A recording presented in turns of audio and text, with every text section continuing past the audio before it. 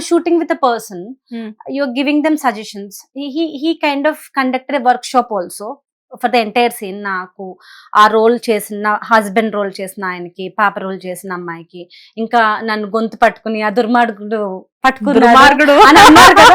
Actually that guy is very sweet. పాప ఆయనకి tension వచ్చేసి కళ్యాణ్ గారితో ఇంత పెద్ద ప్రాజెక్ట్ కదా, ఫస్ట్ టైం యాక్టింగ్ ఆ అబ్బాయికి, టెన్షన్ వచ్చేసి ఆయన నన్ను గట్టిగా పట్టేసుకున్నాడు. కానీ he was like not wanting to hurt me, but ఆయనకి టెక్నికల్ తెలియలేదు, అంటే టెక్నిక్ గా ఎలా పట్టుకోవాలి తెలియక చాలా నలిపేసి నన్ను టార్చర్ చేసేసాడు. సో అది కూడా ఆయన అప్పుడు చూసి, అది కూడా ఆయన అప్పుడు గుర్తు పెట్టుకుని 2 సంవత్సరాల తర్వాత రిలీజ్ తర్వాత పాపం బాగా నొప్పి అయిందా అని అడిగారు కదా in front of the media.